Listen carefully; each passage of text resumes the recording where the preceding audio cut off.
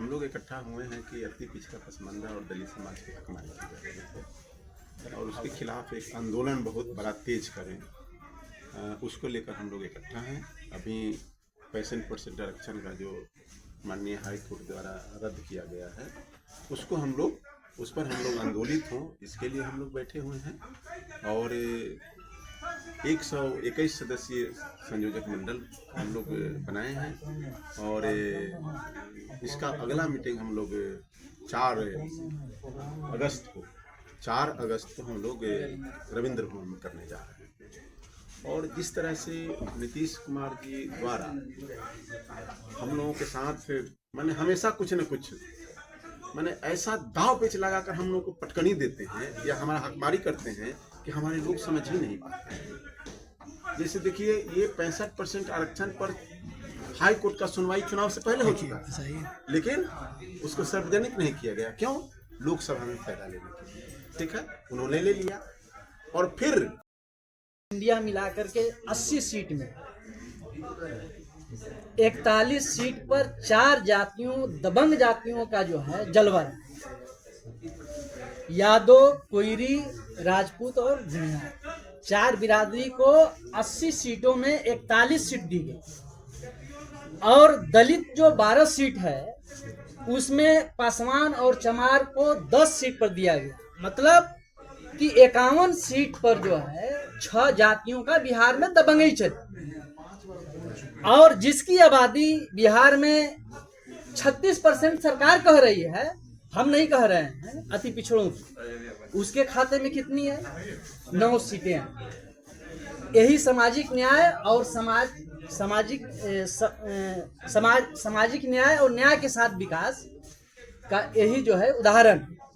इन तमाम बिंदुओं पर हम लोगों ने गौर फिक्र और चिंतन कर रहे हैं कि क्यों नहीं हमारी इतनी आबादी जो 36% अति पिछड़ा है, 15% पसमानदा है, जो कि वो भी ऑलरेडी अति पिछड़ा में है, दलित मिला करके हम लोग अकेले यहाँ सरकार क्यों नहीं बना सकते, जो दूसरे के पीछे भीख मांग रहे हैं, तलवा चाट रहे हैं और हमारे हिस्सेदारी को जो है गमन कर रहा है, हमारी आर्थिक गैर बराबरी हो रही है, तमाम इंदुओं में हम पिछड़े जा रहे हैं, हाशिए पर हैं।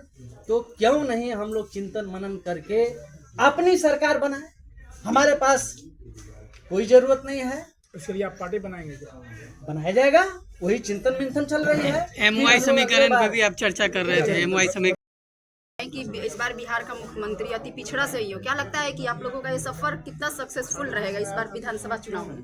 बिल्कुल ये होना चाहिए। अभी तमाम जो बुद्धिजीवी और तमाम संगठन के लोग यहाँ पर बैठ कर यही चिंतन कर रहे हैं कि जिस तरह से ये सरकार जिस तरह से यहाँ की जनता को बेवकूफ़ बनाने का काम की है, न्यायपालिका में जो ये आरक्षण नहीं है और जो किस तरह से 65% आरक्षण को षड्यंत्र के तहत निरस्त कर दिया गया, जबकि इसका फैसला पहले ही हो चुका था मगर लोकसभा के बाद डिसीजन दिया गया। तो ये सरकार जो मिल करके है, दलित, अति पिछड़ा और पसमानदा जो समाज के लोग हैं, जिनको मुख्य रूप से राजनीतिक में उसका सरकार बनना चाहिए, वो जो नहीं हो पा रहा है और कुछ लोग ही सत्ता पर काबिज है, इसके खिलाफ में हम लोग सभी लोग एकजुट होकर के अभी जो न्यायपालिका के खिलाफ ये आंदोलन हम लोग करेंगे और मजबूती से राजनीतिक विकल्प की जो बात हो रही है वो भी देने का काम करेंगे। और तमाम लोगों से यही हम लोगों का आह्वान है कि अब उन लोगों का नहीं चलने वाला है जो समाज को अति पिछड़ा, पासमानदा और दलित को बेवकूफ़ बना रहे हैं। और आरक्षण हम लोगों को निजी क्षेत्र और न्यायपालिका में भी चाहिए। इसकी लड़ाई को हम लोग और मजबूत से आगे बढ़ाने का काम करेंगे। इस बैठक को लेकर मैं पसमानदा समाज से हूँ और हम लोगों ने जो बैनर लगाया है और इस बैनर को हम लोगों ने 12 साल पहले यहाँ आपदा करके अति पिछड़ा, दलित, पसमानदा एक शब्द दिए थे 12 साल पहले और उस पर काम भी बहुत हुआ, लेकिन बीच में वो थोड़ा सा गैप हो गया। लेकिन अभी जो 90-95% पसमानदा अति पिछड़ा में है और अति पिछड़ा में हमारी भी हकमारी हो रही है और जो तथाकथित कहने वाली अति पिछड़ा के नाम पर सरकार चल रही है, जिस तरह से तेली, तमोली, दांगली को डाला गया और चुनाव में अभी देखिए सड़क से सदन तक लड़ने का काम करेंगे। विकल्प देंगे क्या? हाँ, विकल्प भी देंगे। क्या विकल्प रहेगा? राजनीतिक विकल्प रहेगा, अति पिछड़ा पसमानदा दलित का विकल्प रहेगा। और अगली बार हम लोग यह प्रयास करेंगे कि हमारे समाज का अति पिछड़ा पसमानदा और दलित समाज से कोई नेता आए ऐसा जो हम लोग सत्ता में बैठे और अपनी हक जो है, जो हकमारी हो रहा है, उसको हम लोग सुरक्षित करें और छीने भी। को शामिल करके आरक्षण तो दिया, कर्पूरी जो ने जो दिया था उसमें से भी इन्होंने लुटवा दिया। तो अब इन बातों को अति पिछड़ा पसमानदा और दलित समाज